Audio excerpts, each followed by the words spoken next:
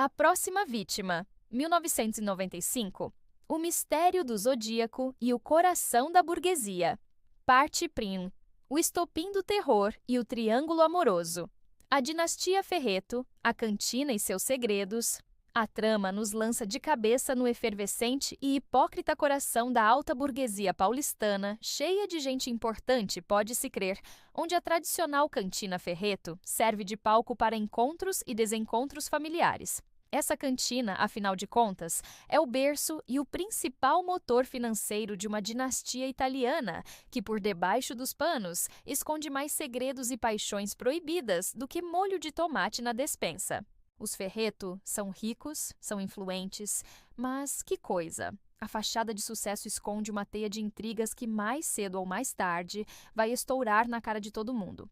O patriarca Eliseu e seus filhos, gente complicada, diga-se de passagem, ostentam um status que não é mole, não. Depende da manutenção das aparências e da discrição sobre os casos de família. A mesa farta da cantina, então, é apenas um verniz para encobrir a rivalidade, o ciúme e a ambição desmedida que corre solta entre irmãos, primos e agregados. É o clássico quem vê de perto não acredita, sabe como é que é.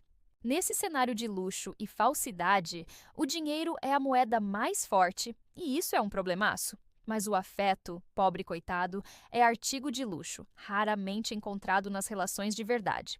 A cantina Ferreto, com sua tradição, é na realidade uma bomba relógio onde as mágoas antigas e os desejos reprimidos estão prestes a explodir em uma série de eventos catastróficos, é só esperar para ver.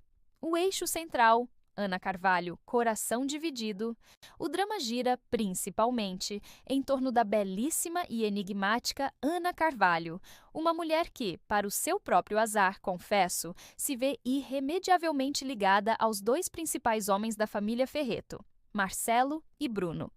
Ela é a ponta de um triângulo amoroso explosivo que, convenhamos, está prestes a colocar fogo em toda a estrutura familiar, e ninguém pode culpá-la por isso.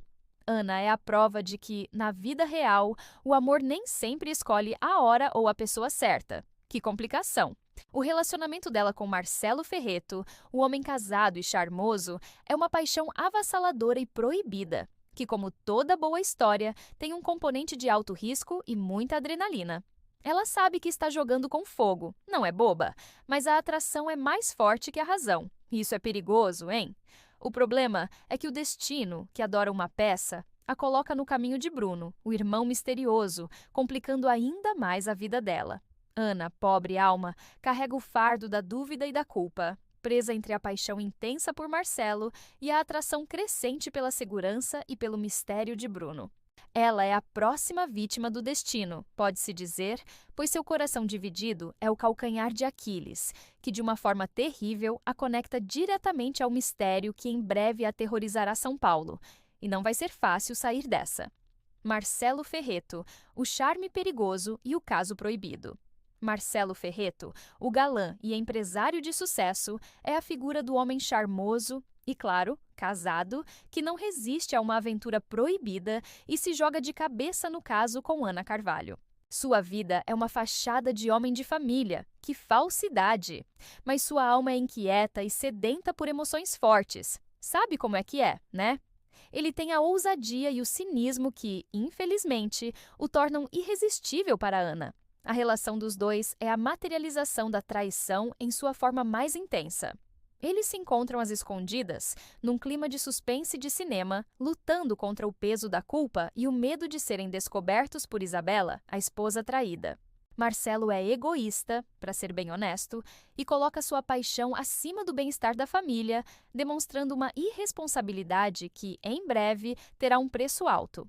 O seu caso com Ana é o pavio que acende a primeira faísca no barril de pólvora Ferreto, e isso não é bom, não. Sua atitude, bem, digamos que inconsequente, o coloca no centro das atenções e o transforma em um dos principais suspeitos quando a onda de assassinatos começa a assombrar a cidade. O charme, portanto, se torna uma armadilha.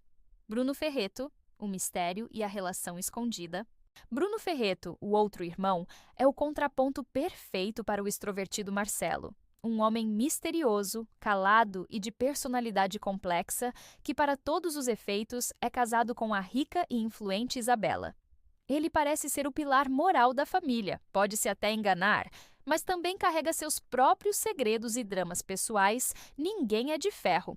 Sua relação com Isabela é, como se diz, de fachada e interesse mútuo. O que quase ninguém sabe, e isso é a cereja do bolo, é que Bruno tem um caso secreto com a deslumbrante Isabela, sua própria esposa. Que confusão, não é mesmo? A relação deles, afinal de contas, é um misto de paixão, interesse e uma cumplicidade que beira o perigoso, pois ambos compartilham segredos que, se revelados, podem arruinar toda a estrutura Ferreto.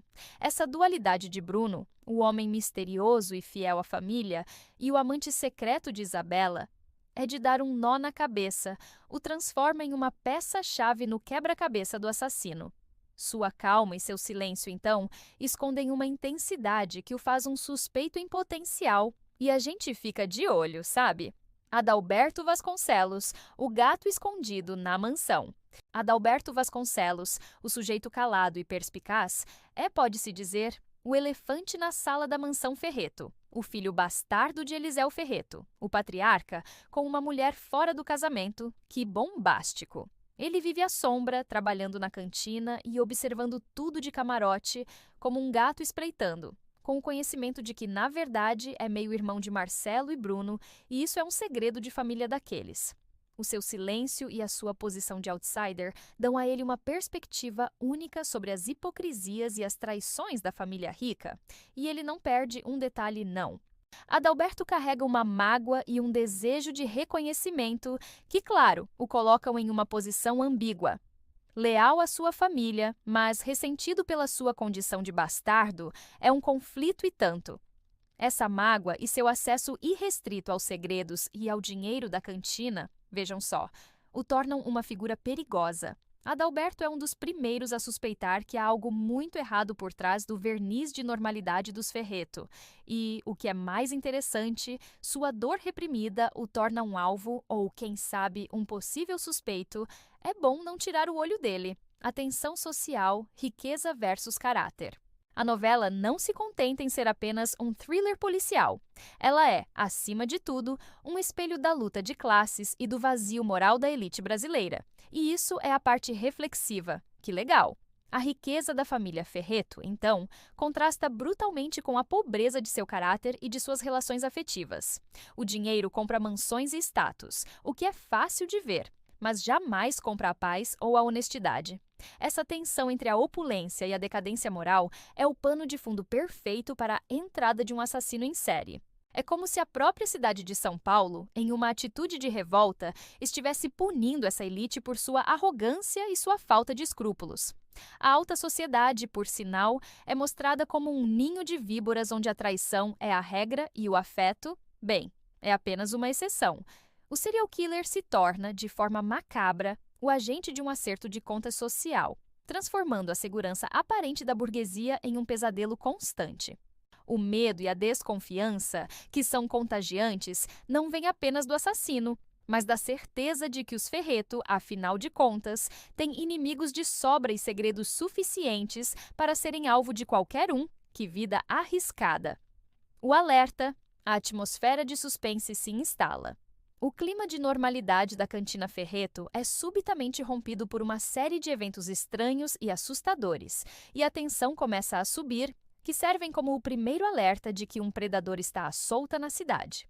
Pequenos incidentes, ameaças veladas e o sentimento de estar sendo observado, que é horrível, se tornam o novo normal para os Ferreto.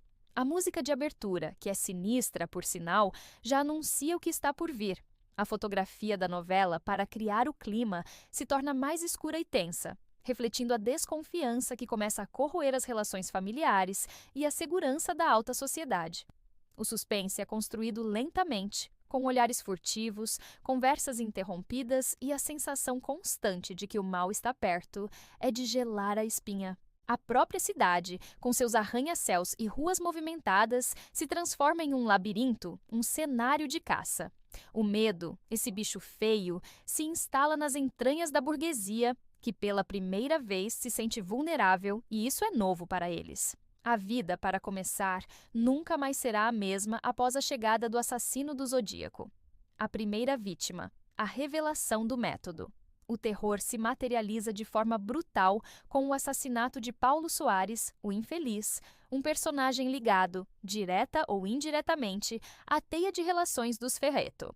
A morte é violenta e misteriosa, como um filme de Hitchcock, deixando um rastro de perplexidade e um detalhe chocante que, de cara, aponta para um assassino em série com um método peculiar.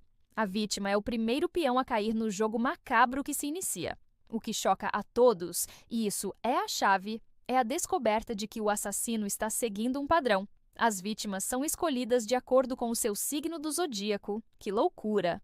O primeiro assassinato, portanto, marca o início do jogo do zodíaco, transformando o mapa astral em uma lista de sentenças de morte. Não é mole aturar isso. A morte de Paulo Soares é o estopim da histeria. O crime não é aleatório.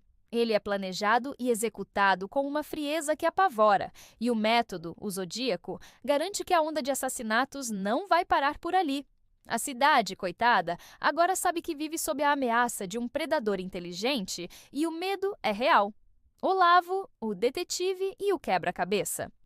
Com o primeiro assassinato, entra em cena Olavo, o detetive experiente e perspicaz, o policial responsável por desvendar o mistério do zodíaco. Ele é a figura da lei e da ordem, o nosso herói, que precisa mergulhar no pântano de segredos da alta sociedade para encontrar o serial killer. Uma tarefa quase impossível, confesso. Olavo é um homem de poucas palavras e muita observação. O detetive se depara, para começar, com um caso complexo e sem precedentes, onde o assassino usa um método bizarro e as vítimas parecem estar interligadas por uma rede de mentiras e traições. Olavo sabe que a chave para desvendar o mistério não está no local do crime, mas sim nos segredos da família Ferretto. Olavo e sua equipe, gente boa, pode-se dizer, se tornam a única esperança da cidade. Ele precisa lutar contra a burocracia, a falta de provas e, principalmente, contra a omissão dos Ferretto, que parecem mais preocupados em esconder seus segredos do que em ajudar a encontrar o assassino. Que gente difícil! A histeria pública, o zodíaco no imaginário. A notícia do assassinato de Paulo Soares e a revelação do padrão do zodíaco causam uma histeria coletiva em São Paulo. Que loucura, meu Deus! A cidade se vê mergulhada em um medo palpável, onde as pessoas começam a olhar para o próprio signo no mapa astral como uma possível sentença de morte. O assassino, de forma macabra, domina o imaginário popular e os noticiários. Não se fala em outra coisa. O medo se torna, por assim dizer, uma arma. A desconfiança mútua se instala e as pessoas começam a suspeitar de vizinhos, amigos e até de familiares, já que o serial killer não deixa rastros claros. A vida social da burguesia, então, entra em colapso, com jantares cancelados e a sensação de que o perigo pode estar à espreita em qualquer esquina. E isso é aterrorizante. O assassino do zodíaco, o grande vilão da história, transforma a astrologia, que é tão inocente, afinal, em um símbolo de terror e de morte. A novela, de forma inteligente, usa essa histeria para criticar a forma como a mídia e a sociedade reagem ao medo, e o circo está apenas começando.